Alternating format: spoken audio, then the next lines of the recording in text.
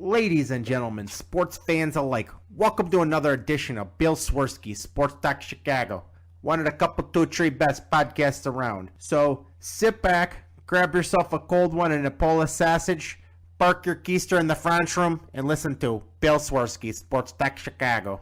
In Chicago, you know that all sports rock. The Bears, Hawks, Bulls, Cubs, and Sox. Pick your favorite, you can choose, as long as the Packers lose. For everything you need to know, it's Bill Swerski Sports Talk Chicago.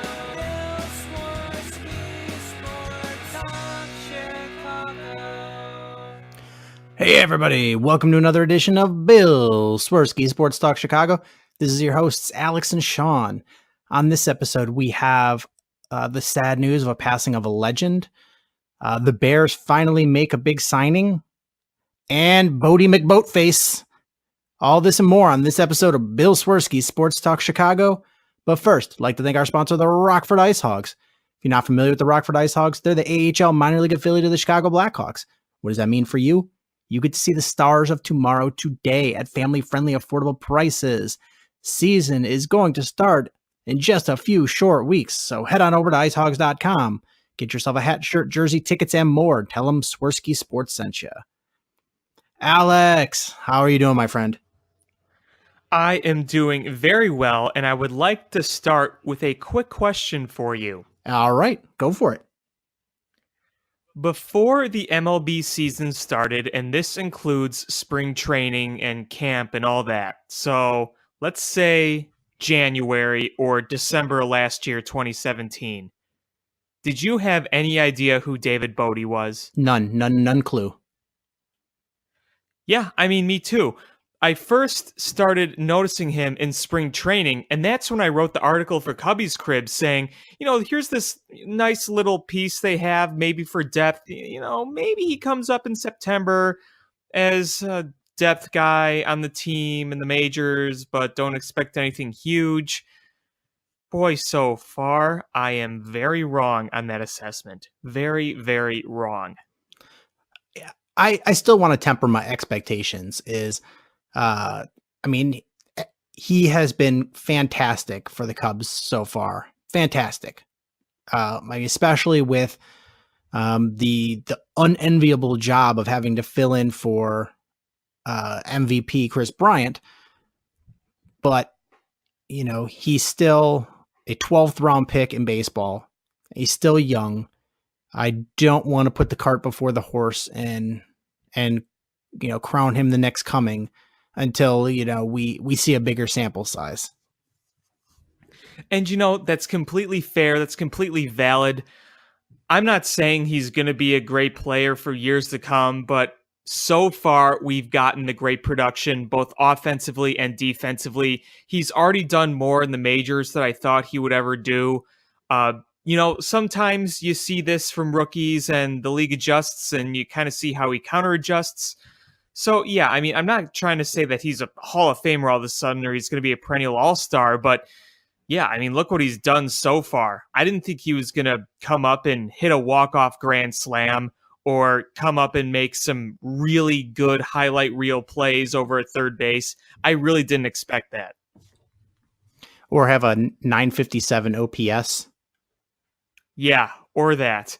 Just overall, even if he kind of deteriorates after a while, we will always be thankful for this stretch that he's given us so far. And you know what? Hopefully he kind of continues to grow from it. Yeah, you're right. Absolutely, no matter what happens, he has been instrumental in the Cubs maintaining their spot in the division, because without him and without him being able to play third, you're really in a predicament. You're going to be relying on a lot of guys to rotate through that third base spot because Chris Bryant has missed a lot of time, and I don't know the time frame of when he comes back. Yeah, right now the last report with him was he was taking some swings. That's, I guess, a good sign. The thing is, he's not really saying that he's going to be coming back anytime soon. That's kind of what we're waiting for. So for the time being, you're going to have to use what you get. And then, so far you have David Bote, the 329 average, the 418 on base to go along with that OPS. Currently a 1.2 F-WAR, in case you were curious about that. Yeah. I mean, that is a nice F-WAR for the number of games played. Yes, it is. So last night, I missed it. I was at work. I literally got the notification as I went to my car to drive home because I checked my phone like a half hour before or whatever, around there. And I saw Zimmerman singled the center, 2 guys scored on the ESPN update. And I'm like, well, okay, this is over. So I put my phone away, kind of put it on silent. And then suddenly I look at my phone. It says final Cubs 4, Nationals 3. Then I look below that, D. Bote homered to center. Almora, Contreras, and Hayward scored. And like my jaw just dropped. So I quickly got into the car, turned on the radio, and the first thing I hear in the background is just 40,000 people cheering, and then Ron Coomer, not Ron Santo, rest in peace, Ron Coomer and Pat Hughes talking about what just happened, and they were like in disbelief. It was something. Yeah, it was funny because I wasn't watching the game. I was doing stuff with my kiddo, and then I was just sitting down, and I was like, all right, I'm gonna put the game on for catch the ending of it. And I turned it on just in time to see it. And I was like, this is a sign. This is a sign. Yeah, please keep doing that. We could use every win we could get down the stretch. So I guess now we're just jumping right into Cubs talk, since we're already wading in the water. So I will take wins any way I can get them. This is not me complaining about winning. But the way the Cubs are winning, it just they're not dominant wins. They're get by wins. No, they're not. They're kind of ugly wins. And I mean, you could take a win any way you can get it, but it's frustrating because this is a really good ball club, and you just want to see them put it all together for like a couple week stretch. Yeah, no, I totally get that, and I totally agree with you. I think the biggest issue here is the starting pitching not being very reliable. But with that being said, going back to last night's game, this is where I'm not trying to draw conclusions. I know it's only been 3 starts, but this is really where Cole Hamels could be even more valuable than we thought. Because look, lately, let's face it, John Lester has not been good at all lately. Unfortunately, some of those peripherals that we saw early in the season are showing the regression now in the ERA and the runs earned. Now, Jose Quintana was going pretty strong, but, like 2 of his last 4 starts have been really bad. Kyle Hendricks is starting to get it together a little bit. The command's been a lot better, so at least he's missing a few bats too, more bats than he was. And then, Mike Montgomery, he doesn't miss a lot of bats, so he could get some weak contact, but he's not going to blow you away. So yeah, no, I definitely know exactly what you're saying. The starting pitching to me is probably one of the biggest, if not the biggest problem right now. You said a term that just hits the nail on the head. The Cubs pitchers are not missing any bats. Yeah. I mean, how many times have we seen them get ahead in the count and they can't put guys away? We've seen that a lot this year. I'm fine if you're a guy who just gets soft contact constantly, consistently. That's what you do. All right, fine. I get that. I mean, that's sort of what we expected with Tyler Chatwood. And they were going to use the Cubs' good defense behind him to make him a better pitcher and being away from Coors Field. But, we're at some point, you've got to be able to put the ball past the hitter. It just, you have to, because what's going to happen is when you get deeper down the stretch and you're in the playoffs, the lineups are going to have less and less holes in them. Yeah. And eventually is you're going to have to beat somebody. And it's got to be a consistent getting by the hitter. You can't rely on cheapy wins anymore. You're getting to the point where you've got to have dominant established wins. Yeah, I mean, I hate to complain about winning more than losing as of late, but I mean, let's face it. Other than that one like 5-0 win against the Royals, that stretch against the Padres and the Royals, they just barely kind of squeaked by in a lot of those games. The Nationals series was a little different because, let's face it, the Nationals, despite where they are, they're still a pretty talented team. And not scoring runs off Max Scherzer last night was really not surprising because he's the best pitcher in baseball, in my opinion, right now. At least he's the best pitcher in the National League. But yeah, a lot of just barely get by wins against some bad teams. I mean, so far the second half, we have not seen them dominate a game. Like, at least by now, in a second half scenario where we've played 3 weeks in the second half, something like that. Usually this Cubs team would have one or two of those patented blowout games, and we haven't really seen that. And I'm not saying we won't, but yeah, no, we're not seeing the domination that we thought we would. Now, part of it is the fact that they're not fully healthy. They're missing their MVP, one of their starters, their closer, but there's still plenty of guys left on the roster where you go, you thought they were going to be doing this a little more consistency, but they're not. So, yeah, we're just kind of waiting on that. And listen, we're not getting our pitchforks out and our flaming torches because the Cubs have the best record in the National League. Mm-hmm. They got 3 games on the Brewers, and they're winning series. So they won the series against the Royals. They won the series against the Nationals. But the scary part is there was, the runs were coming in bunches. There was no consistency in it. And the game that they lost in each series was an ugly blowout loss. Yeah, I feel bad for my dad and brother and sister-in-law who were at the Nationals game that they lost with John Lester, who, again, has really struggled the past month or so. Do you think that they may do the old 10-day DL with him? I think you need to. Yeah, I don't, and there's nothing. I mean, I don't think there's anything physically wrong with him, but let him get right. Press the reset button. I'm. It's weird. I'm simultaneously concerned, but not concerned about it.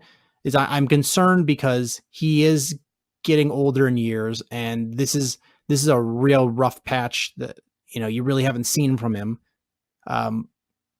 and it's getting worse rather than better. But on the other hand, is whenever it gets crunch time, you just sort of feel like, well, John Lester, can shake off the cobwebs and get it done, right? Well, yeah, I mean, I kind of said on Twitter the other day, if there's a guy to turn things around, it's John Lester. He's been around long enough where he knows how to make adjustments. And, he's made adjustments in times of struggle before. We've seen it. And you look at the pitches and the velocity is still there. He's not a guy who ever throws really hard, but it's not like he went from throwing 92 to 85. There wasn't a dramatic drop in velocity, but I don't know. Maybe if I look at it more closely, maybe he's not getting the movement that he used to, because that's kind of an important thing, is getting the movement. And then just some of the location. Again, one of the biggest problems with this rotation right now, instead of throwing it by guys, they just kind of nibble around the corners, and that usually results in walks or them having to throw it over the heart of the plate to get a strike, and then, that gets crushed. I mean, it's not just John Lester. We're seeing the nibbling with Jose Quintana. We were seeing it a lot with Kyle Hendricks. So it's kind of something that a lot of these pitchers are doing right now. Which is funny because I've listened to interviews with Jim Hickey, and he's talked about how they want to be more aggressive and go after hitters, but that's not what we're seeing. I'm not saying that. I mean, I'd like to see kind of a metric or a heat map of pitchers this year versus last year. I mean, you can look at the metrics right now. You easily see the Cubs rotation is the highest walk rate in the National League. It wasn't like that the past 2 years. I mean, there's clearly a difference there. Yeah, I just I don't know what it is. And, can you put it on pitching philosophy and the pitching coach? Is it just coincidental that we're seeing regression in pitchers, all of them right at the same time? What do you pin the Cubs pitching regressing on? Well, that's the big mystery. A lot of people just want to say, okay, let's blame Jim Hickey. It's all Jim Hickey's fault. And I don't think you can necessarily do that. I'm not saying there's no responsibility, but I don't think you can just automatically blame Jim Hickey, because here's the thing. These are veteran pitchers. These are not rookies. They have been doing their thing for a while, especially John Lester. I mean, Quintana's been in the league for a while. Kyle Hendricks, he's been in the league since 2014, so not as long as Lester, but a good number of years. Yu Darvish has been in the league for a few years. So you say to yourself, what's suddenly different with these veteran guys? Do you really think that Jim Hickey's coaching has suddenly completely altered them? There's probably a little bit that's been altered, but just to suddenly change their entire DNA of pitching, it just seems a little hard to believe that it's all his fault. Yeah, it's just, it sucks for him. It sucks for the Cubs. It just seems like everybody's going through a rough patch at the same time, and extended rough patches. Hendricks, it's tough to like look at him objectively, because we've seen such a rough start to the beginning of the season that it's hard to just isolate these last, month or so of starts and say they've been a lot better, because you have the bias of seeing the first half of the season. Quintana, it's hard to look at him without having the bias of look at everything you traded to get him. Lester, there's still people with bias still to this day that remember that first year of his contract with the Cubs when he underperformed. And, so it's hard to look sometimes at these guys without some sort of bias of where they are in actuality and not in your perception. Does that make sense? Yeah, I mean, those are all good points. Yeah. No matter, unless Yu Darvish goes out there when he comes back and throws a perfect game and strikes out, 20 guys, there's going to be people that are just like, the Cubs way overpaid for this guy. How stupid is Theo? Yeah. Look, I always say this. Pitching is the hardest thing to evaluate, because you know what? It could be so incredibly fickle. We've talked about this before. It's got to be so hard to evaluate pitching. There is a very small percentage of pitchers who are great for decades plus. Like, you look at Max Scherzer, you look at Clayton Kershaw, you look at any other Hall of Fame or Hall of Fame caliber pitcher, and think about them versus all the pitchers who have played in Major League Baseball. That is a very, very small sample size. I mean, look at Justin Verlander. Is the guy's pitching great for the Astros, or since the Astros got him, and people are like, they made such a smart decision. You know what? Is everybody was like, Justin Verlander is done. Justin Verlander probably said Justin Verlander was done. That guy was so done. I mean, he had some of the worst stats in the American League in pitching for an extended period of time. And, the Astros just needed a pitcher, and they took a flyer on a guy that had great stuff and, lost it. And it turned out that Justin Verlander, it was not physical, it was mental. And he got right mentally, change of scenery worked, and recaptured the magic. There were plenty of people on Cubs Twitter who said, no, I don't want Verlander. He's old. He's got miles on him, which were legitimate concerns. I honestly said the same thing. I was worried about getting him. Who could have seen this? I mean, either you didn't or you're lying. I'm sorry. Who could have seen Justin Verlander dominating this? Could people say, I could have seen him being good or, somewhat rejuvenated? Yeah, sure. That's valid, but this good? Come on. Don't kid yourself. You didn't see this coming. And that's my point, is to back up what you're saying, is you never know. There's guys that looked phenomenal when they were young, and then Cubs had one.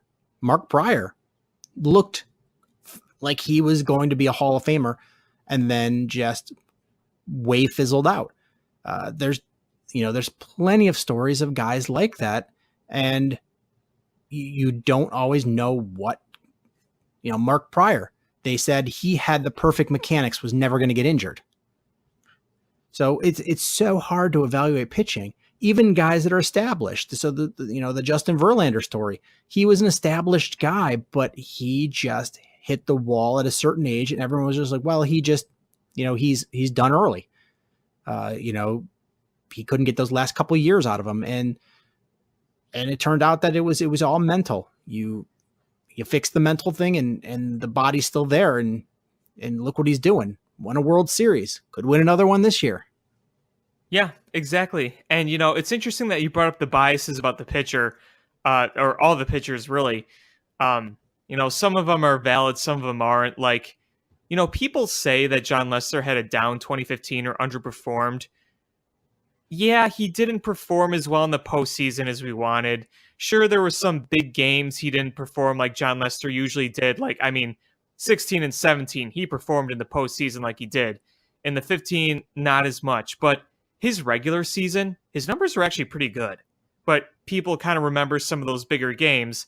Like, he didn't do so well against the Mets, and against the Cardinals, he was meh. So, yeah, I think people remember that a lot about him. But honestly, he was still worth every penny. He really was.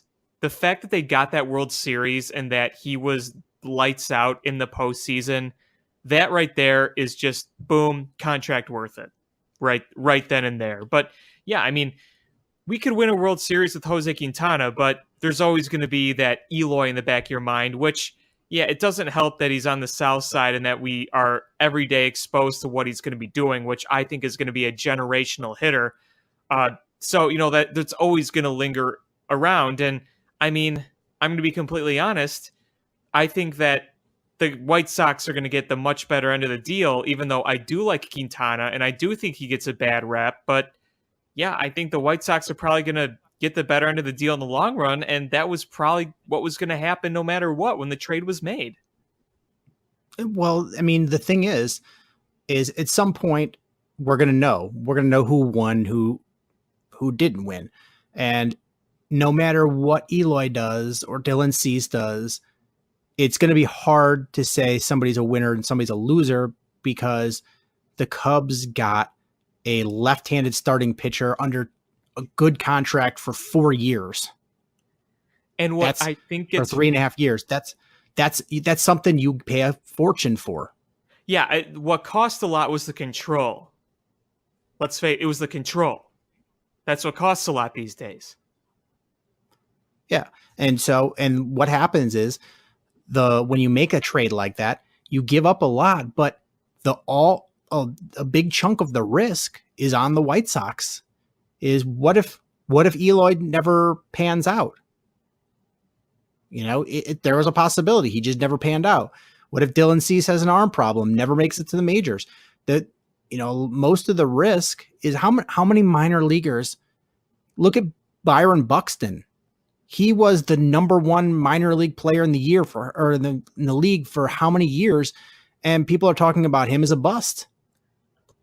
Yeah, I mean, I remember when he was hyped when he first came up. I'm going to pull up his numbers now, but yeah, I mean, his major league numbers so far, not pretty.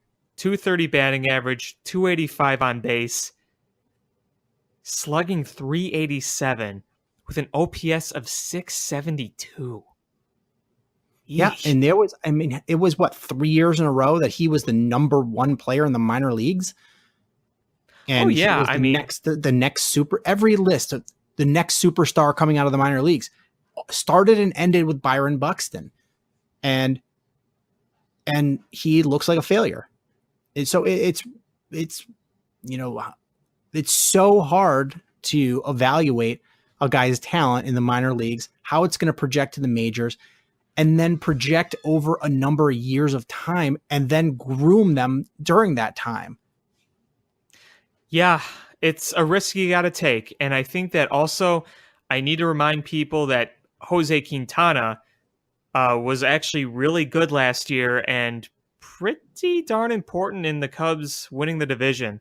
So if you're feeling down about that, remember that they won the division with a lot of help from Jose Quintana. If you're ever having any doubts, just remember that. And he had an awful final start of that season in the postseason, but his first 2 postseason starts were pretty good.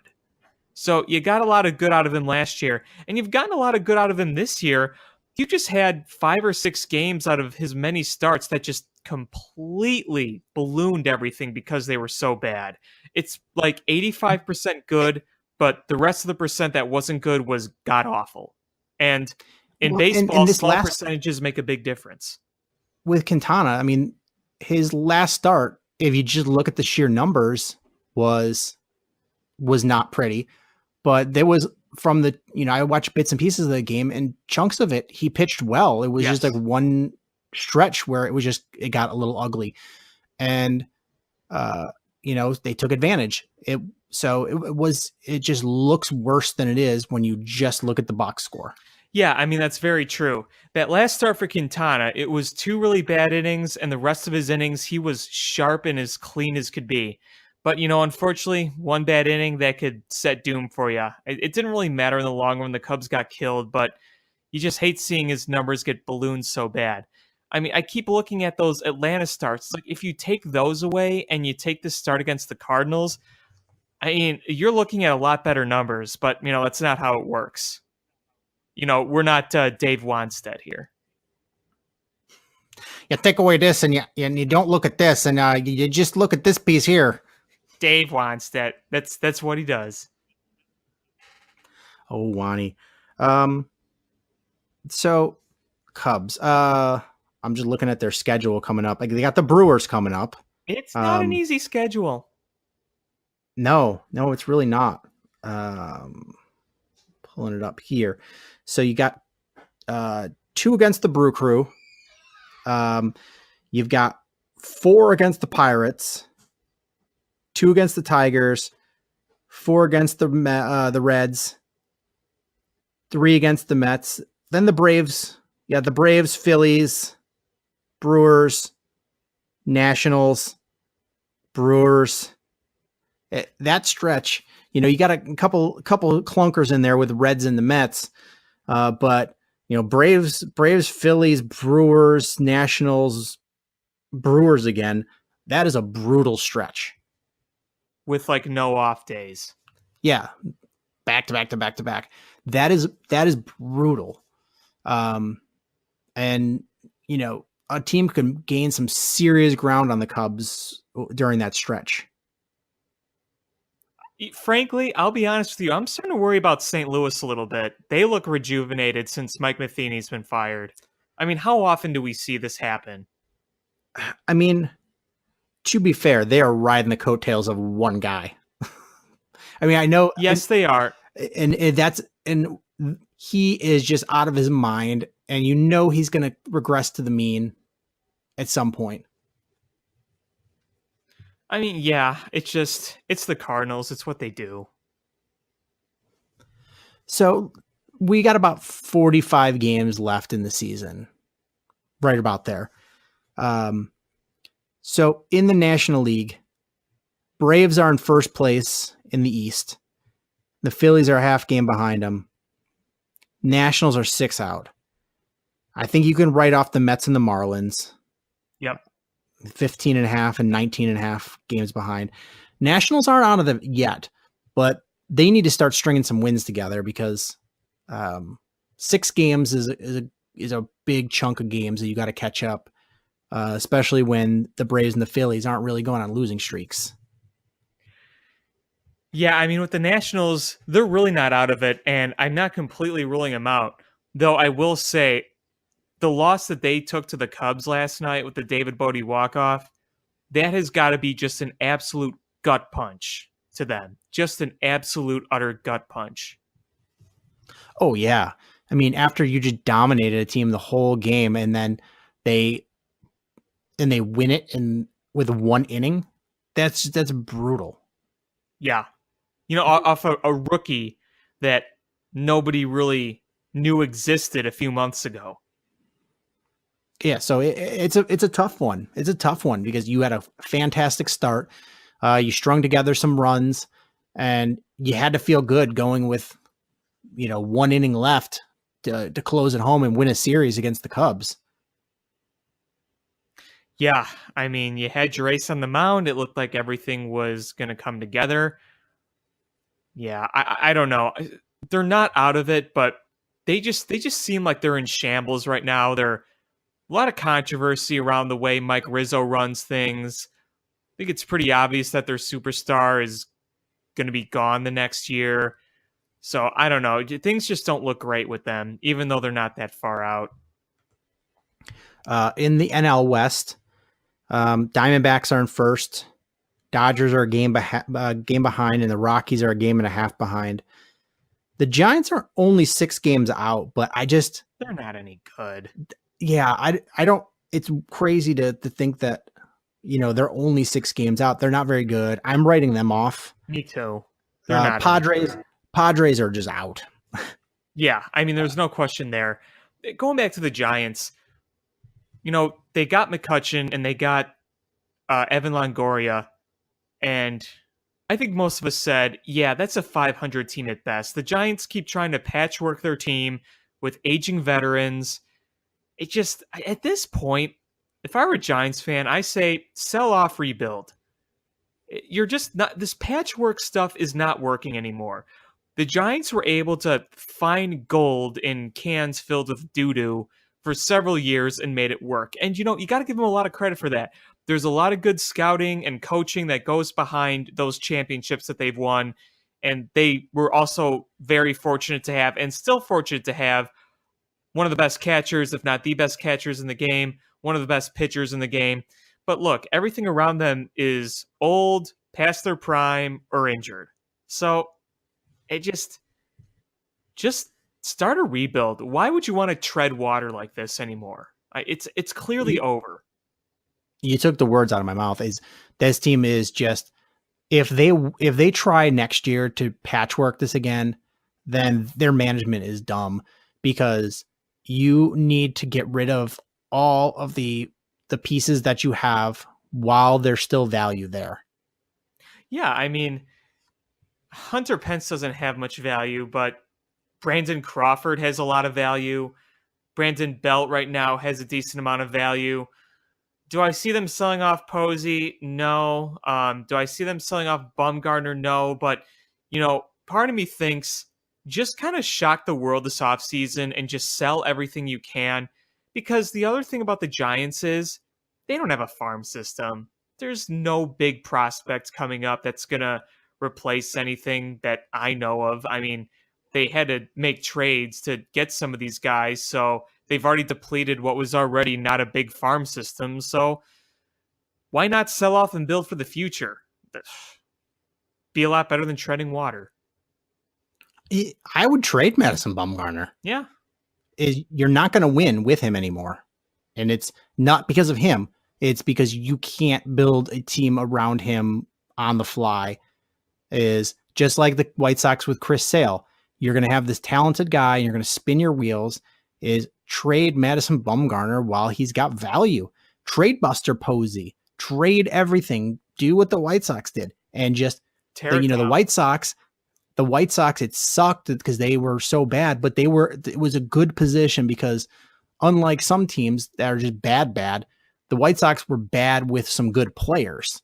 That's the place to be, because you're like, all right, well, bad. So we're getting the draft picks, but we've still got players that we can trade to build up our farm system.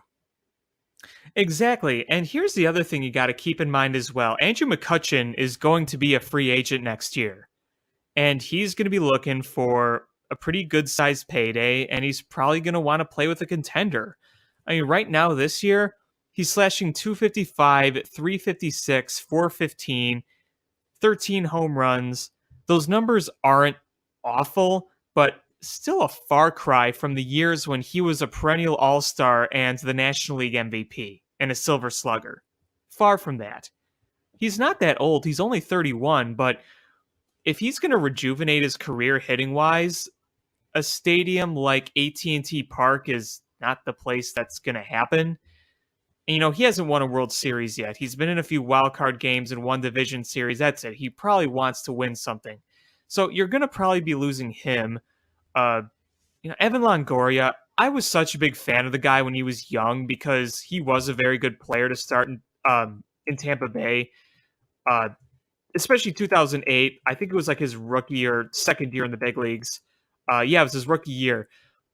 He was Rookie of the Year that year. He made it to the World Series with the Rays, and he was an All-Star. He was an All-Star his first 3 years, but you look back going back to like 2012, 2013, really.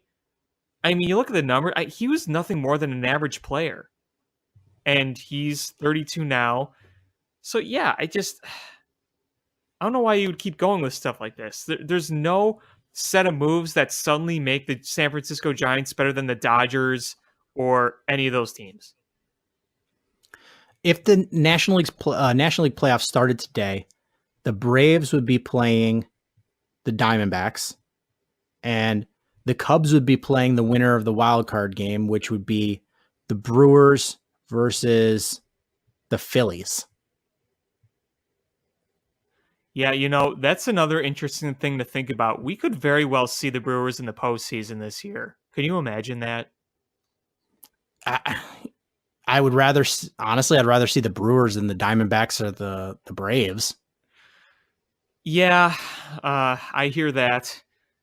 Though losing to the Brewers potentially would suck. But yeah, I mean, the Braves... Well, beating the Brewers would be awesome. Oh, absolutely. It would be great. It would be very great. But yeah, I mean, the Diamondbacks, I still get bad flashbacks when I think about those 2007 playoffs, and this is a much better team than that trash that somehow made the playoffs in 2007. And the Braves, that team is stacked for years to come. That young talent on that team, it's unreal. Yeah, the Braves are a really good upstart team. The Diamondbacks just really have the Cubs number. The Brewers, they're a team that's built for the regular season. I just don't see them winning in the playoffs. I just don't think they have the horses to win a series again, a playoff series against the team. So I think they're the team you'd want to see. And not saying the Brewers are bad. I just don't think that they have the horses to win a big series. And I think the Diamondbacks just have the bats that they can take care of business. And the Braves are a stacked team, and the Phillies are a good team. Yeah, I mean, I wouldn't be surprised if the Phillies beat the Brewers in a 1-game playoff. Yeah, I could see it. The Brewers, they could have made more starting pitching moves, and they didn't. That was shocking to most baseball fans. I don't know why they didn't go out and get more pitching. They got Jonathan Scope instead, who can't field and either hits a home run or strikes out. I did not understand that at all. When you already had Travis Shaw and a crowded infield, they could have gone out and got a starter. I don't understand why they didn't. So yeah, I definitely get your point there. Is there any team right now that you think could be a dark horse to sneak into the postseason, National League wise?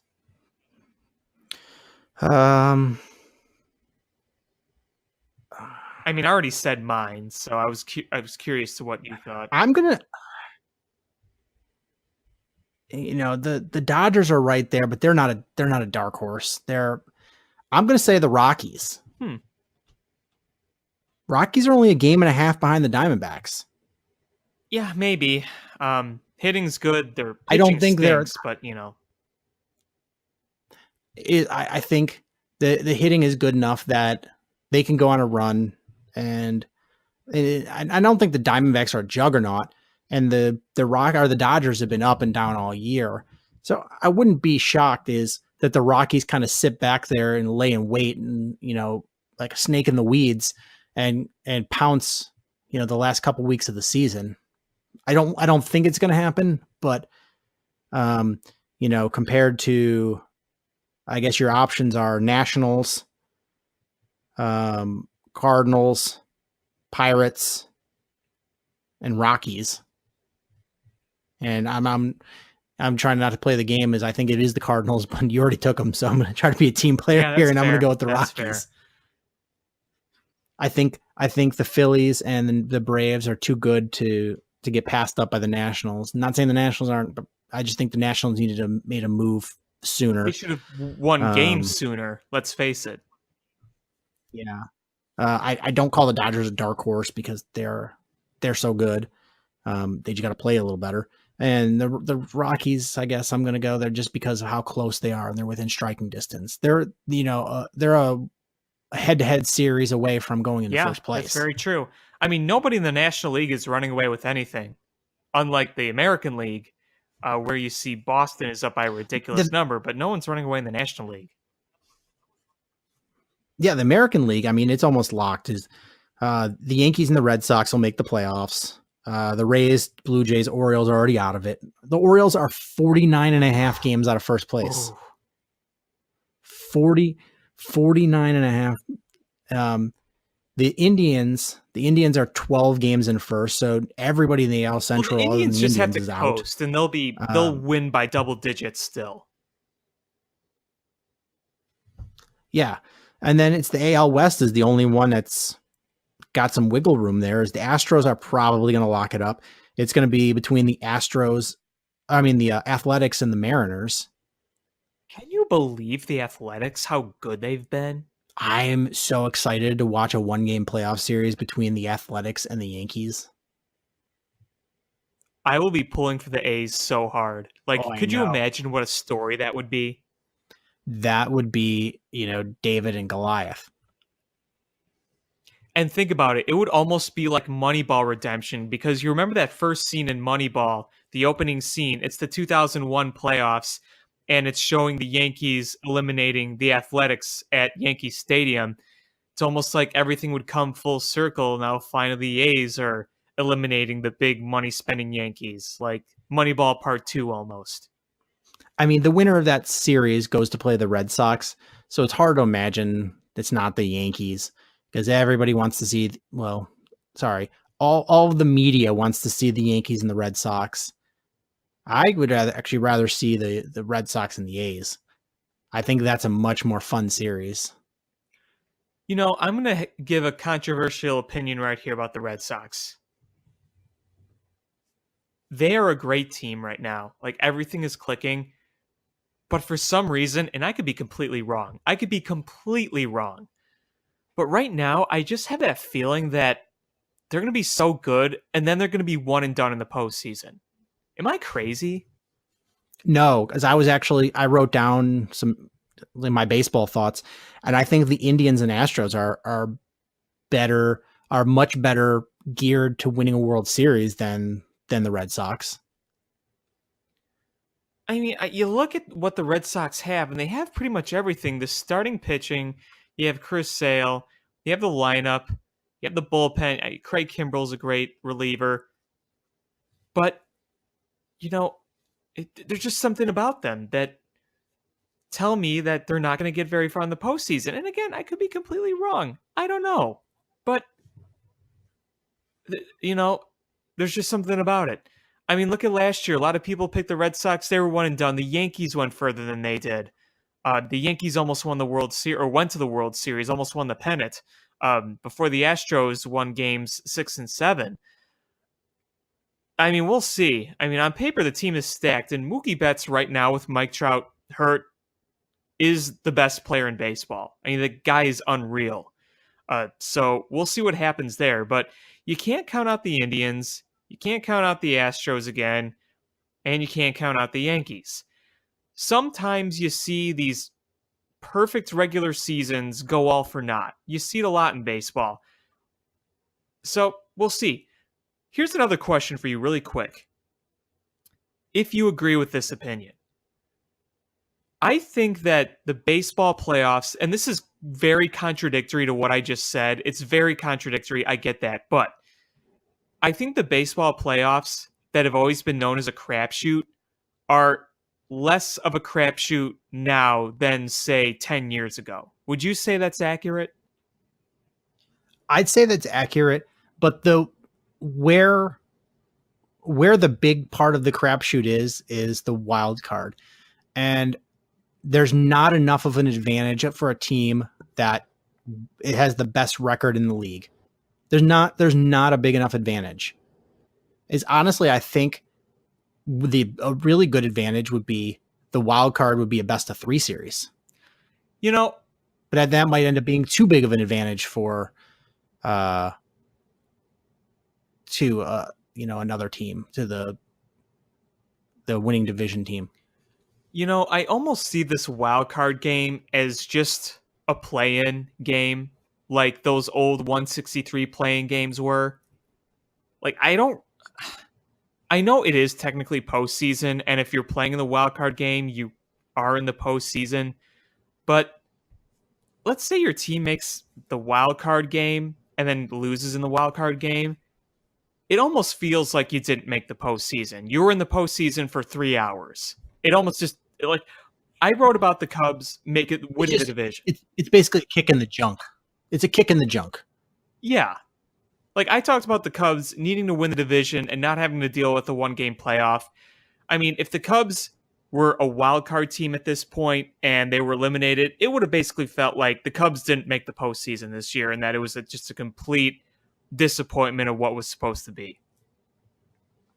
Yeah, I fully agree. It's, your two teams are a big chunk of the time, it's two teams that are on the cusp rather than underperforming teams. But, you're excited because your team made the playoffs, and then like 3 hours later, they're like, oh, you're out. It's so fleeting. It's kind of, it's tough. I think maybe a 3-game series is the idea, and you give them an extra day off between the first round and the second round. So you're not completely crippling them, making them start, the number 4 pitcher, 4 and 5 against 1 and 2 for the team with the best record. You can at least, go number 4, then go back to number 1. But maybe that brings more excitement because it's not a crapshoot. There's a little bit more of a series to it. Yeah, I mean, if we're talking about crapshoots, the wild card game is a crapshoot. The postseason as a whole, like from the division series on, I don't think is as much of a crapshoot anymore, for the reason that the way that the postseason is played, you obviously have an advantage if you have a better bullpen. I mean, that's kind of important to have. You're seeing more teams that were truly the best win more than before. I think a lot because of the way it's played, but the wild card game itself is a crapshoot still. That is one part that is absolutely a crapshoot. Once you get past that, I think usually now the better team has more success rate than before. In my opinion, I'd have to look at actual data, but you're not seeing as many wildcard teams make and win the World Series like before. So in that sense, it's different. But yeah, one bad inning can ruin a whole season in the wildcard game. Like it really. That's the crazy part is you play 162 games, and your entire playoffs come down to one game. Like that just doesn't seem right. Like that just doesn't make any sense to me. And if the option is that or not having wild card, I think the wild card adds more suspense to the end of the season, but it just really fizzles out quick. Here's the thing. MLB tried to implement this wild card game because everybody loves the 163, game 163. So they kind of wanted to assure that there was going to be a game 163 every year, but I think for the most part, outside maybe 2 wildcard games, there really hasn't been that much of that epicness to it because a number of them have been blowouts. I'm not going to complain one bit about the 2015 NL wildcard game because the Cubs won that, and we should be very lucky that we won that game and that Arrieta was so dominant. That was great to watch, but you've seen a lot of just boring blowout wildcard games outside of the one in Kansas City in 2014, the one with the Blue Jays in 2016. There's just been a lot of meh games. And what was so special about those 163s is that they didn't happen every year. It's sometimes there was just such a great race that it all came down to that. It wasn't intended to be a scheduled game 163. It's just that's how it played out. That's the way it works. Yeah.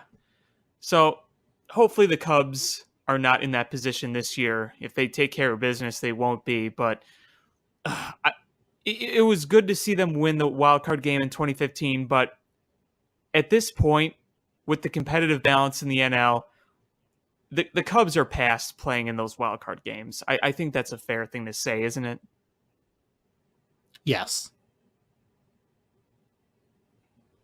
Yeah. So there you go.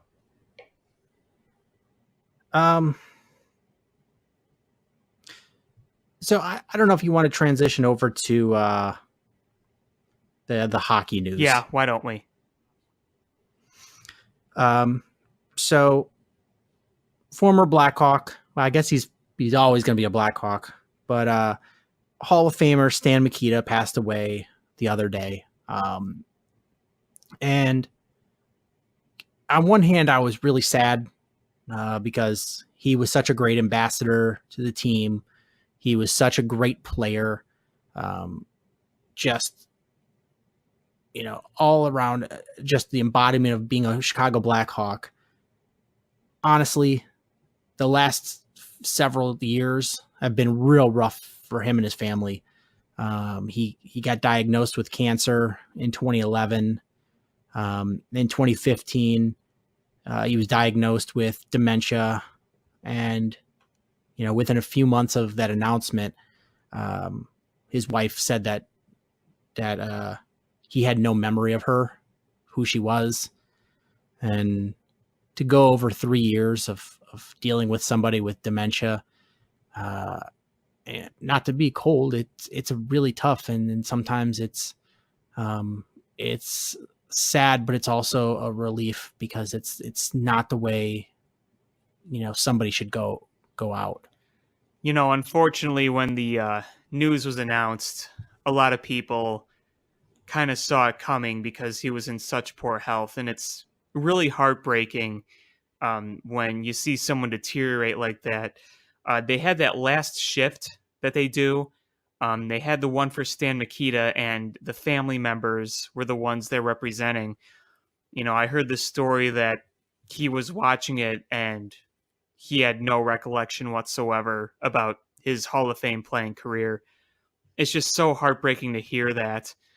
And you give him credit for being able to fight the fight for a number of years. I'm glad that he was able to see this dynasty, the 3 cups, that he was there as an ambassador for all of that. But he no longer has to suffer. It's really a difficult thing to see someone go through. Yeah, it's really sad, and it's a really tough time for the family because on one hand, they're when you have a family member that goes through dementia, it's on the one hand you're sad because the loss of a family member, but the other hand it's it's a big burden that you don't have to take care of a person in 24 hours, and it's a big mental and emotional weight off of your shoulders. So it's a tough balancing act. Yeah, unfortunately, Stan Mikita had to go out not remembering his career or his family, and I think that's one of the worst parts of it. Again, luckily he got to experience some great things as an ambassador in his later years. I used to see him filling up his car at our gas station near us because he lived by me, and he couldn't have been a nicer guy. I mean, he really was a great gentleman, and I'll never forget that. And just you hear about his last years. It's so hard to listen to. And what really makes me happy is that the whole hockey world came together and acknowledged the greatness that was Stan Mikita. It wasn't just Blackhawks fans, it was everybody.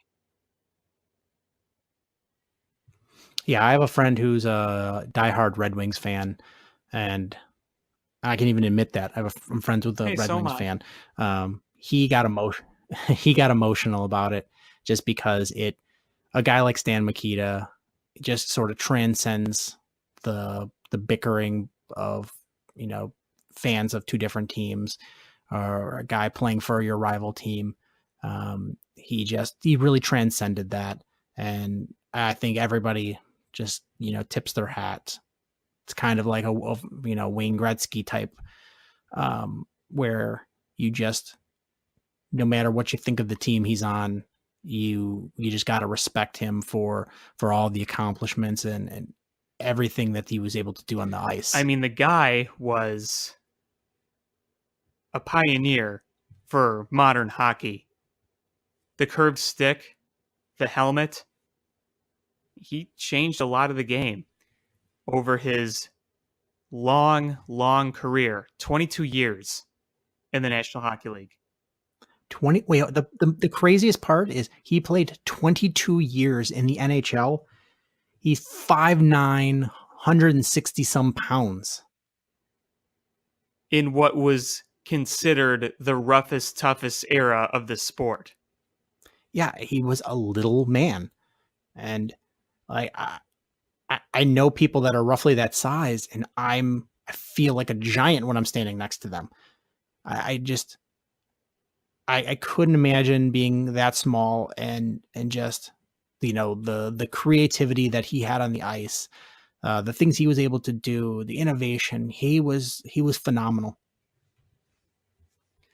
And I know there's a lot of debate over who the greatest Blackhawk of all time is, but I would argue that he was the greatest Blackhawk of all time.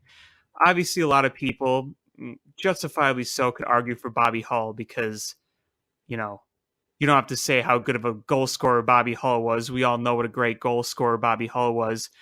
But Mikita played his entire NHL career with the Blackhawks, more points, more games played than anybody.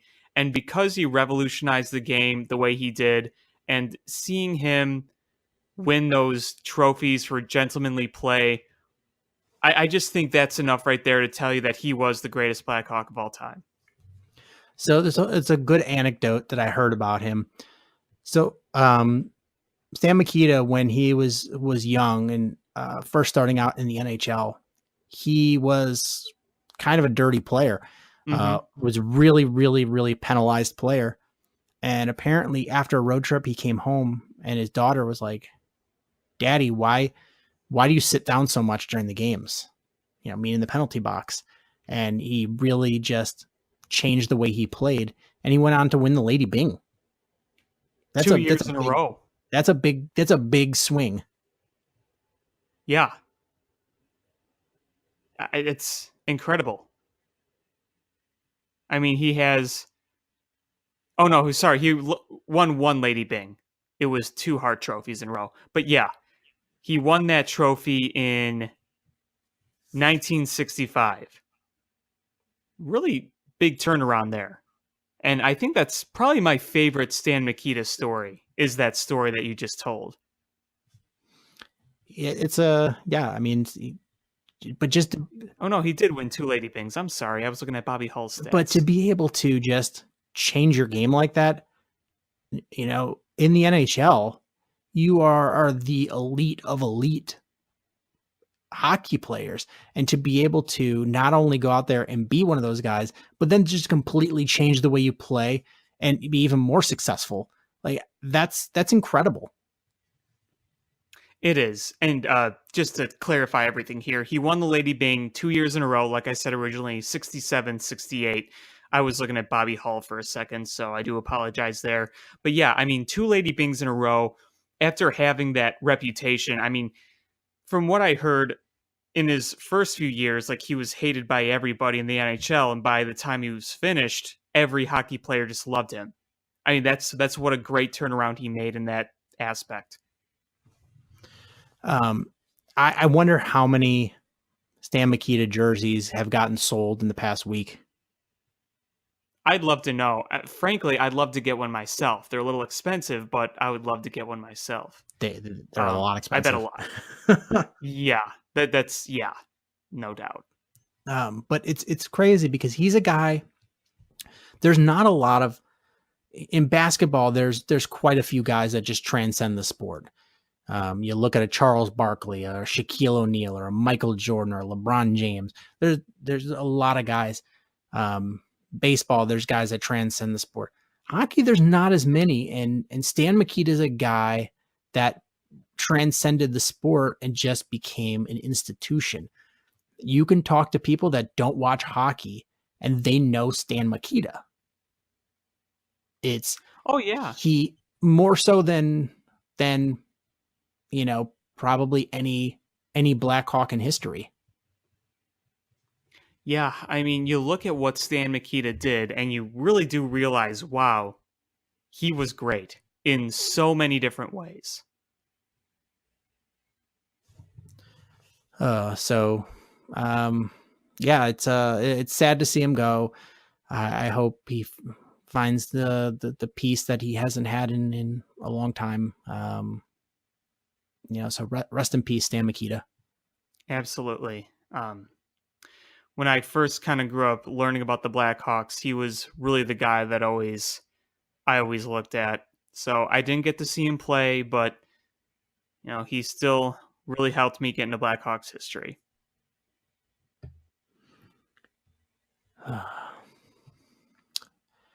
So let's move on and transition over to wrap this up with some Bears talk. Yeah, we got some big news today. Yeah, I guess we'll just, jump right into that. The Bears had the last draft pick that was unsigned, and that was their first round pick, Roquan Smith. And, we've talked several times on this show about the impasse that he had because it really wasn't a contract holdout because, that usually implies that you're under contract and you want a new contract. This was more of an impasse because he was not under contract. He was just under team control. So, sorry, semantics, but he was at an impasse, and it was reported originally that it was about he wanted a guarantee that if he gets suspended for the new helmet-to-helmet rule, that he won't get any of his money taken away, which I think was fair.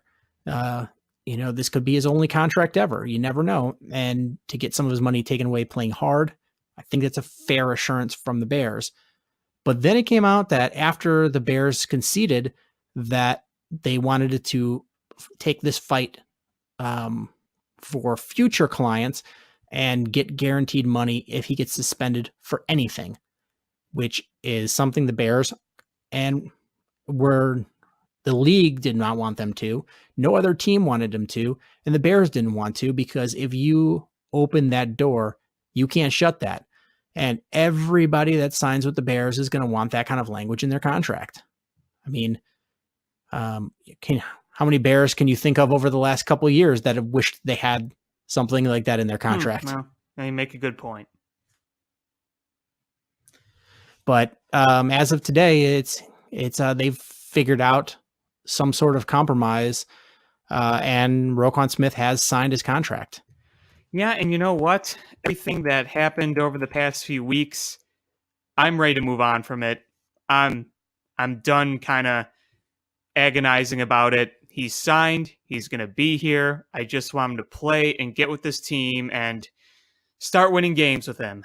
I said this on earlier shows that once it gets all done, I'm going to forget this whole dramatic thing ever happened, and I already have. yeah, he's done. He might even play in Saturday's game. He's supposedly was going to show up with the team today and begin practices, immediately. And they're going to assess it based on the physical shape he's in. And I would really hope that Roquan Smith has been doing a lot of working out and not like lifting and those types of things, but actual things to keep himself in physical shape and, his stretching and anything. So he's not going to have soft tissue injuries from missing out on training camp and then jumping right into it. Yeah, exactly. It's easier said than done to just say, okay, here he is, get in there and play. There's a lot that has to be done with it. And I think that if he at least plays in one preseason game minimum, I'll take that over not playing in preseason at all. I think he's got to get some preseason action, and he will. Yeah, so he'll probably play in this game coming up, albeit probably briefly.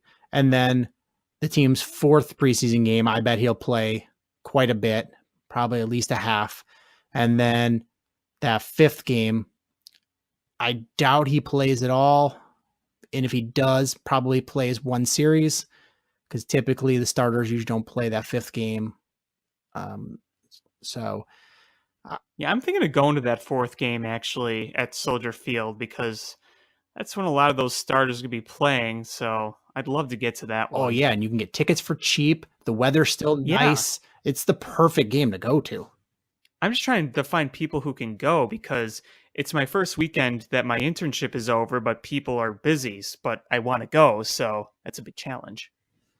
Yeah. So that last home preseason game is always a nice one, especially when it's a fourth, usually the third, but fourth one for the Bears, because they had the extra Hall of Fame game.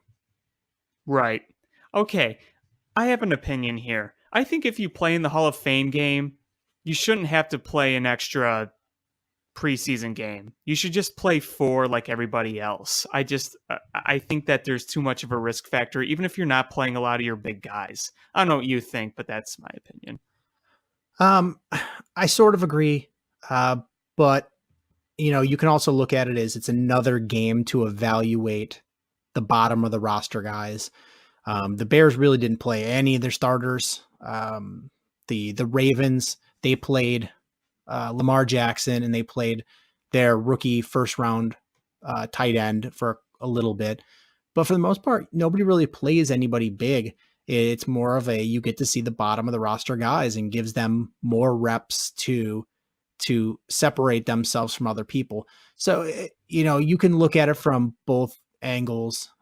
For a team perspective, yeah, you still prepare for a game and you go through all these things. But you're really not risking any of your big name players because you're just not playing. Right. It's where it really is unfair is for the fans, because they're paying money. They're going to the Hall of Fame because they want to see the induction, and they might as well go to the game while they're there, and they're going to see a terrible game with nobody that they know. Right. Yeah, it's more of the entertainment factor, I guess. You're absolutely right. They don't really play anybody of note. And the fact that you got out of the Hall of Fame game is with no significant injuries is a win no matter what. So there's that. So the Bears had their second preseason game. And they lost again, 30-27 to the Cincinnati Bengals. I don't know if you had any thoughts or takeaways from the game. Well, I think the main thing that I want to mention about that game is a lot of people are talking about Mitch Trubisky, and yeah, it did not look great, but he was in there for 2 series. There was a dropped pass. Things didn't really look good around him, but you know what? It's his first action this season in a new scheme. Don't overreact too much to it. Bray looked a lot more comfortable in that offense, understandably so, because he was with Coach Nagy before, and he was doing a pretty good job in the pocket, staying and throwing. Adam Shaheen was probably my favorite player on offense to watch. He caught a number of passes, and you kind of saw the speed that he has. I mean, it felt like he was utilized in that game more than he was under John Fox in any regular season game. But yeah, those are the things that I noted most, and everything else was just kind of meh, whatever, preseason. Yeah, I preseason, if you buy in too much to what your team is doing good, shame on you. And if you are, kicking your team too much for being bad in the preseason, then shame on you. It's the preseason. It doesn't matter for anything. I'm going to tell you something. Remember 2008, the Detroit Lions? 4-0 in the preseason. 4-0 in the preseason, 0-16 in the regular season. Yeah. So it doesn't mean anything. All this is working a few kinks out. And it's just prepping you for the regular season. So the things you can take away from it is, A, did anybody get injured? And then B, you're looking, if somebody has a big performance, you're like, okay, I take note. I'm going to add some brownie points in when I do the full evaluation of how do they play in the other preseason games? How have they looked in practices? And there's a couple guys that looked really good, and that's going to really boost their chances of making this roster. One of them is Null, the running back. Yeah, he was fun to watch in that last game. He had some really nice moments in that game. Yeah, he's a guy who is between.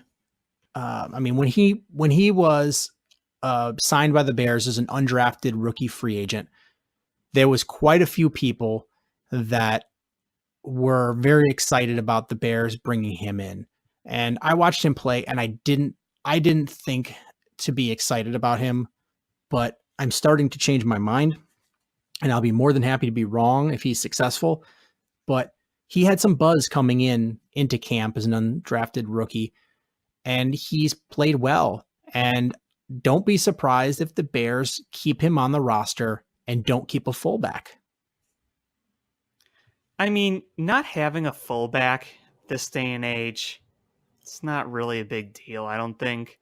So if they went that route and they felt like he would be able to contribute, then I'd be all for it. Daniel Brown had a really nice game. Adam Shaheen, like you mentioned, had a really nice game. And I think Adam Shaheen having a really nice game was important because, last year and rightfully so, there's a big gap between playing D3 and going to the NFL. It's a big difference. When you play in the SEC, it's still a big jump between the SEC and the NFL, but you're playing against a lot more guys that are of the same athleticism and speed and strength as players in the NFL. D3, if you're playing in the NFL, if you're going to be an NFLer, you are the biggest, fastest, strongest guy on the field by a good amount. And it's hard to adjust from being the dominant guy to having to, learn how to play against guys that are way better than you. Yeah, absolutely. And I think that Adam Shaheen, he has the freaking talent. I mean, it's there. You see the speed, you see the athleticism that he has. I mean, he could be a very valuable weapon in that offense.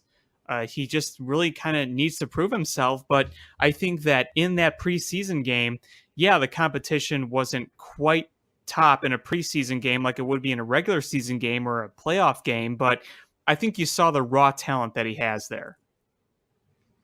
He was going against a lot of times against the first string Bengals defense. Yes, he was. But to see the way he played and to see him being able to play with some speed, that is really encouraging. And, you've seen positive things from him in training camp, and you saw things in practices last year. So you're now starting to see it progress from practice into the games. And so that's a trend. That's something that you're looking for in a young player. And those are the types of things that you look for in preseason is the trend, that not a moment in time, but a trend. Look what he's doing. Look what he has done and how he's getting better.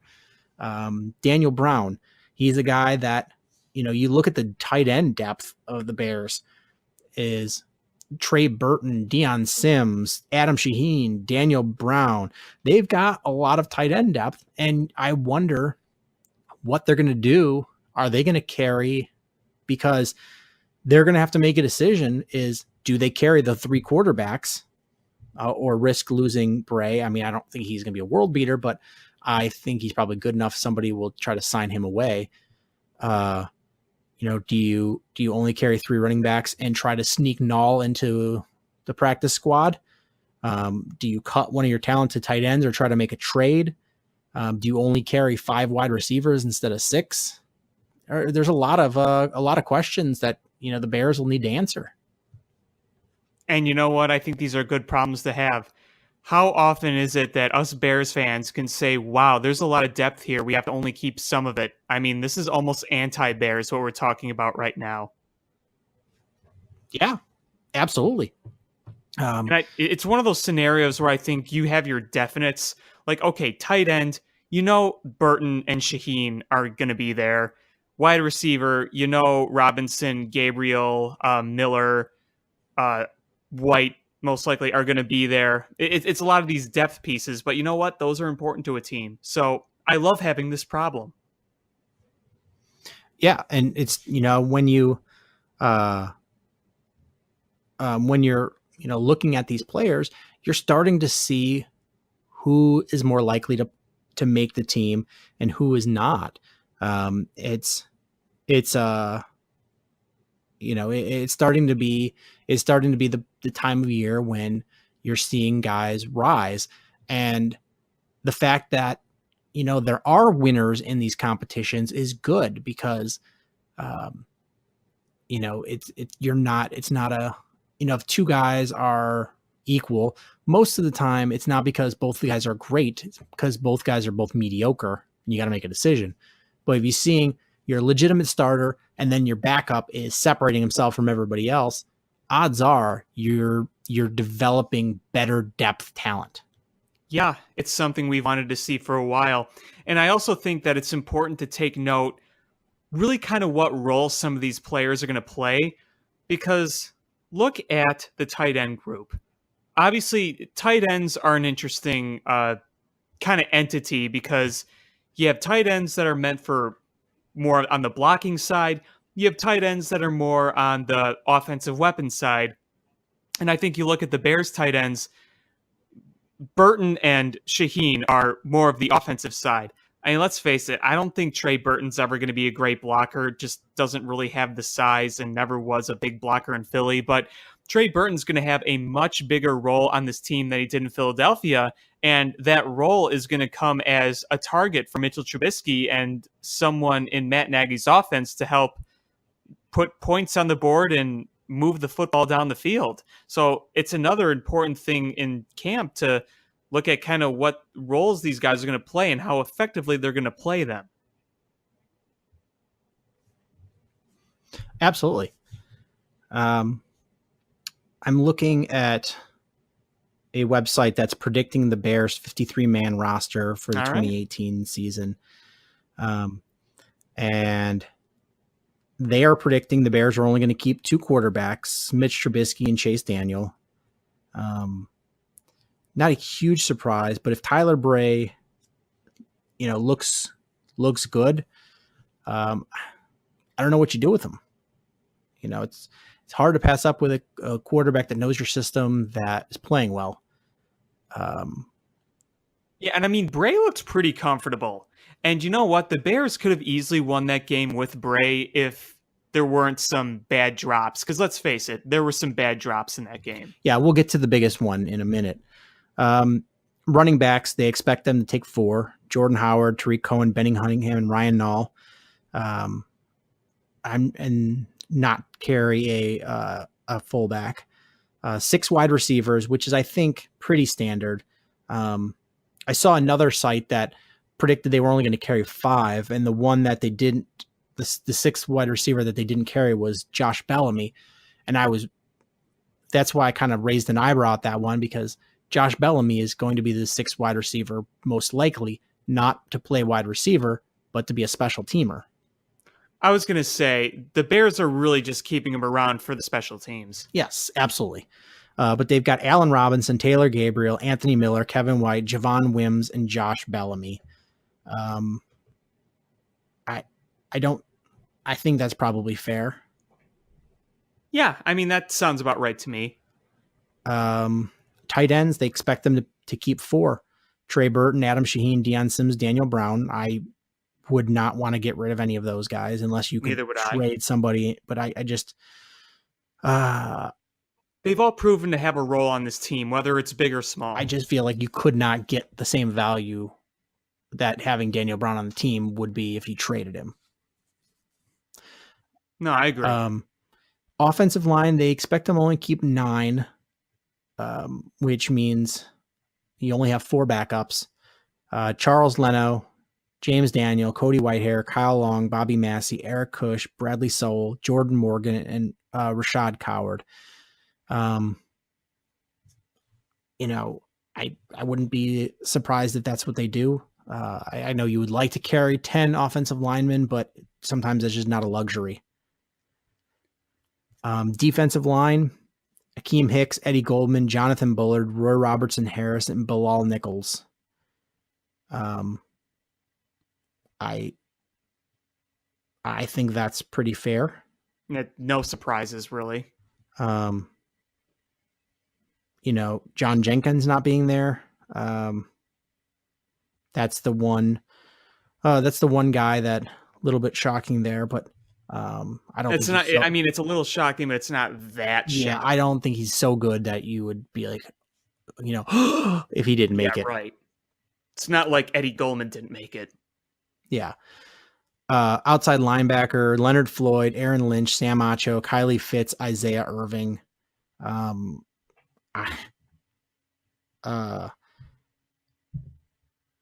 That's an area that the Bears are going to want to have more depth on. Let's just say that. I mean, really, who else are they going to keep? Adebale? I don't know who else you keep. Inside linebacker, they have 4. Danny Trevathan, Roquan Smith, Nick Kwiatkowski, and Joe Iwebunwe. I'll never be able to pronounce that. Which, if that's the way it shakes out, this is where you start to see some surprises. John Timu and John Anderson, who have been big time contributors over the last couple seasons, wouldn't make the roster. Right. And it's very, very likely because you're not cutting Danny Trevathan. No. You're not cutting Roquan Smith. You're not cutting Nick Kwiatkowski. And you're probably not carrying more than 4 inside linebackers. So you've got a draft pick that you just made. And then you've got undrafted guys that have played time for you in Timu and Anderson.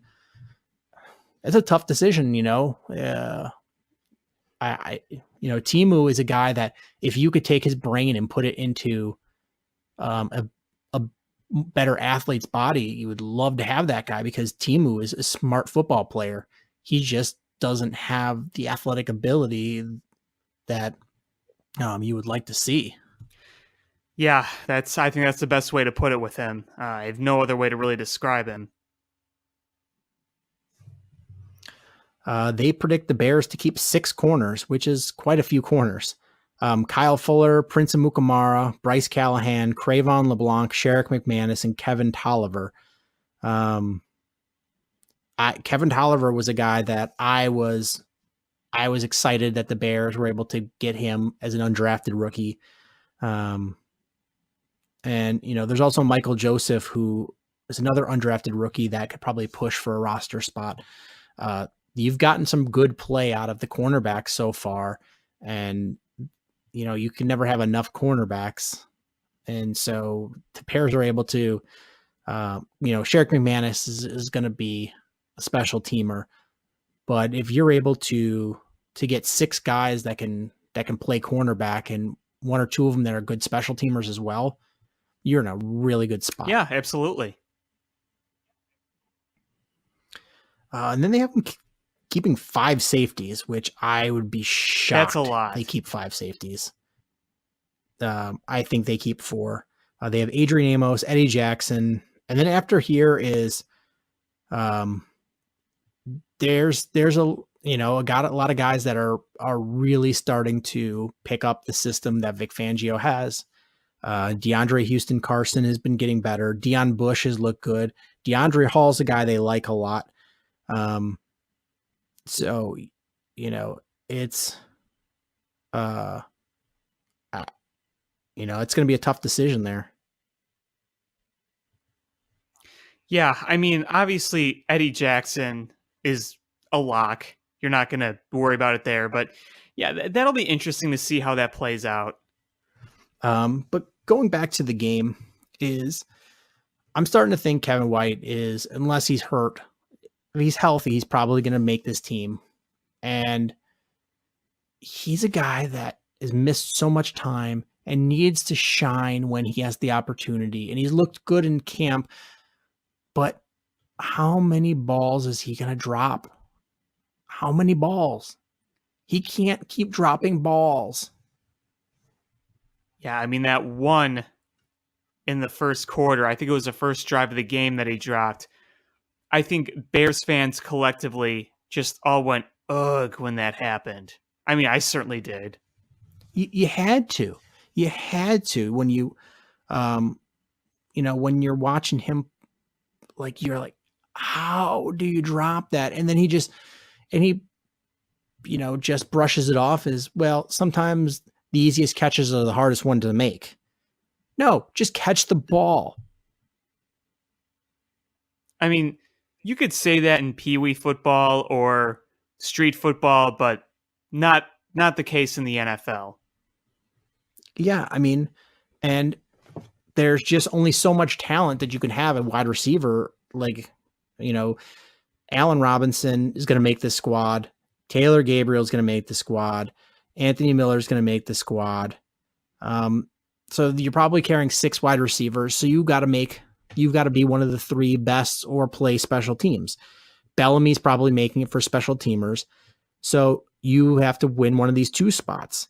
So Kevin White, Javon Wims, Marlon Brown, Benny Fowler, Tanner Gentry, DeMarcus Ayers, Garrett Johnson, Malachi Jones. So you're not really have a lot of competition there. Javon Wims has proven himself. Well, not proven. He has taken advantage of the opportunities that he's been given, and Kevin White is not. So, Javon Wims is going to be on that spot. So Kevin White is really fighting for this 6th spot in the wide receiver roster. Yeah, there's no other way to put it, because everyone else is either proven more or has been drafted and they are going to be plugged right in. I mean, you're not going to draft Miller and then just cut him. It's not going to happen. Honestly,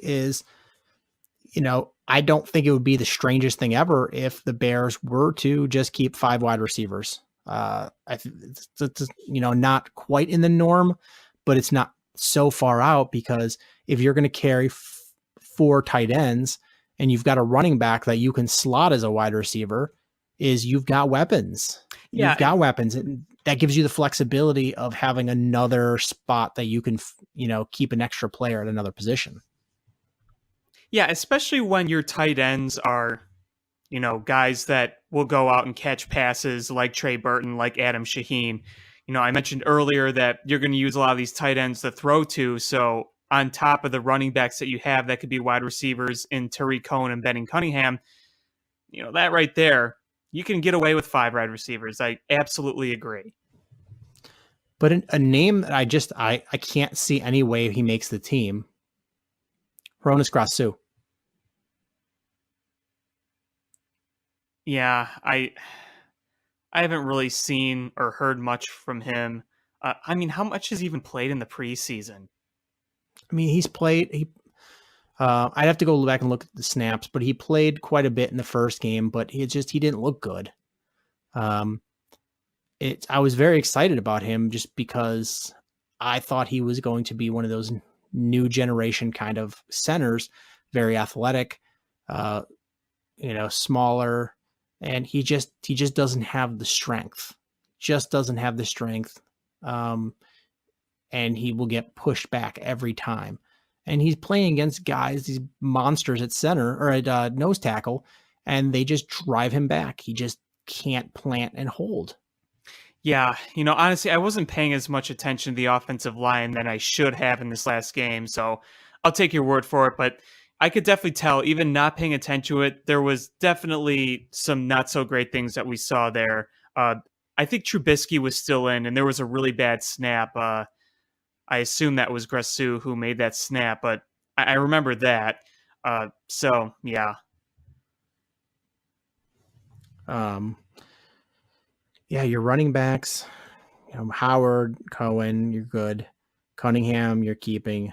So it's, between Taquan Mizell, Ryan Nall, and Niall Davis. So Ryan Nall's got a good shot. I think they'll keep 4 there. Any other big names that you could see not making this roster?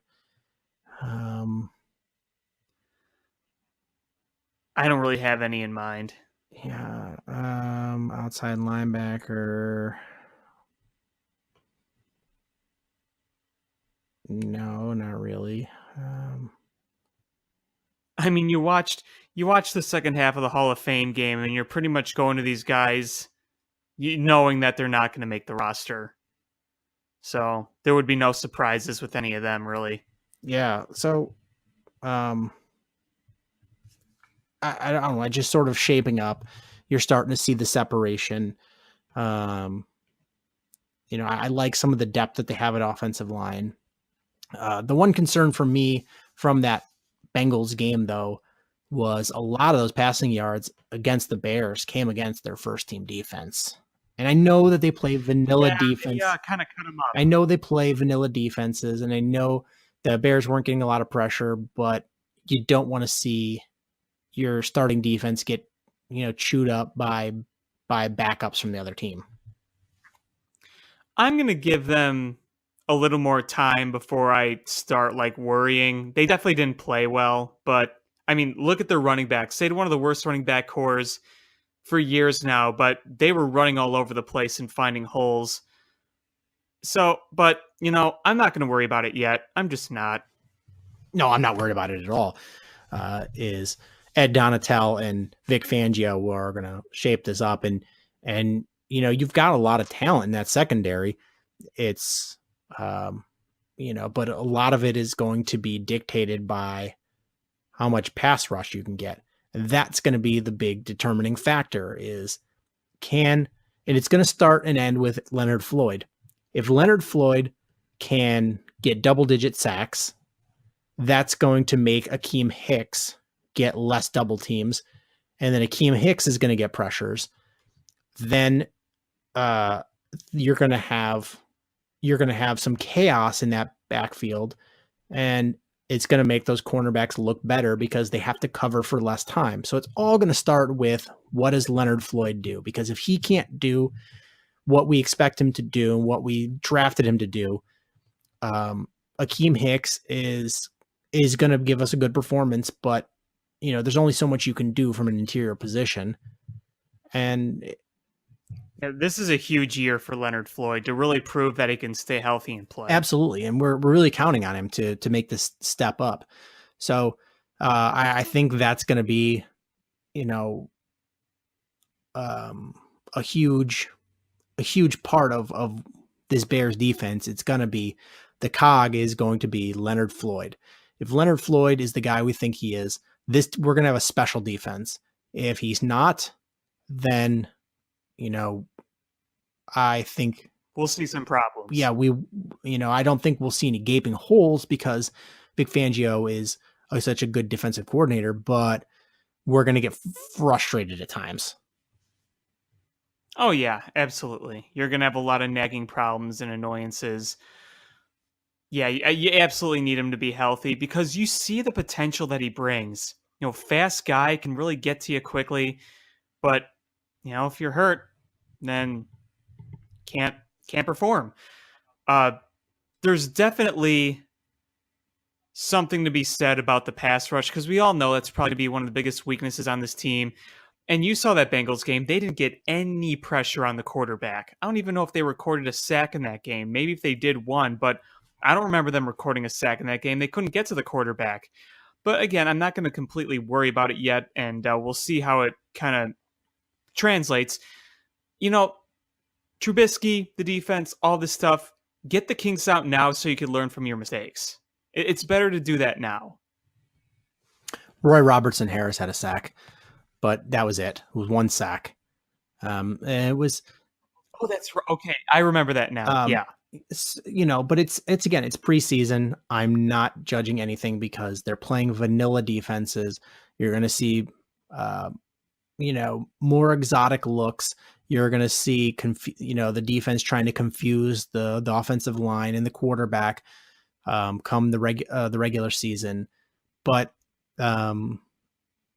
still sometimes it's nice to just watch a defensive player on your team whip an offensive lineman's ass and either shove him back into the quarterback or just use speed to blow by him without stunts, without, crosses in the inside. It's just using your dominance and getting to the quarterback. Yeah, exactly. These last two, well, I'm not going to count that last preseason game, but the next two preseason games are going to be the ones that we're going to see the closest thing to regular season game. We'll see more time from the starters, more out of Mitch Trubisky. I believe Allen Robinson is supposed to play in the next game, so we'll finally get to see him in a preseason game. I'll nervously watch him and pray that he doesn't get hurt. Yeah, me too. So that's when we can really start evaluating what we see and the trends that we're seeing from these players. Yeah, it'll be very interesting to watch. I'm really looking forward to that one game that's coming up at Soldier Field, and hopefully I could get to it. Yeah, that'll be fun. It's like I said, I love going to that game because the weather's warm. It's like what you go, going to a game on the West Coast any time of the year is. Yeah. But it'll be fun. Is that the Chiefs game? Yeah, it's either I think it is the Chiefs. And this is the first time in over like a decade where they didn't play the Browns in the preseason. Little fun factoid. Yeah, I know. I don't know if it's a good thing or a bad thing. But the nice thing is that this week they're going to have a joint practice with the Denver Broncos, and I like those. I think those are a good thing. You get to see new faces that you're practicing against, different levels of competition, and sometimes when you're practicing against a guy in your own team, you don't get up as much as you do from a guy on another team. From a perspective of the coaching staff is, you get to, you get a better gauge of how your players are performing when they're playing against another, or practicing against another team. And then when you play them, you're playing against a team that you practiced against all week. So them a little bit. It's not like they're a surprise. And you get a little bit of understanding of who your team is. So the last couple of years, the Bears have had joint practices with the New England Patriots, but they're not playing them in the preseason this year.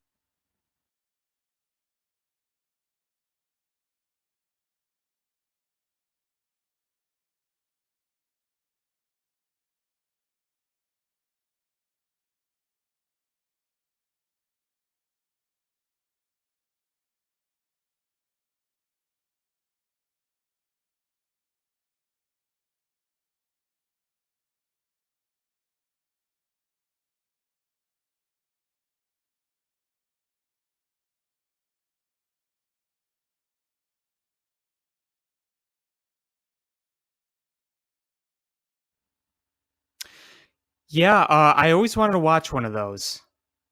I always wanted to watch a joint practice.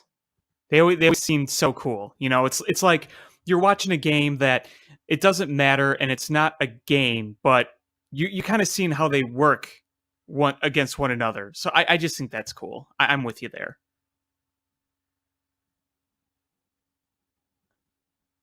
No, I really don't. I thought that I've said my piece and that this was a pretty good show today.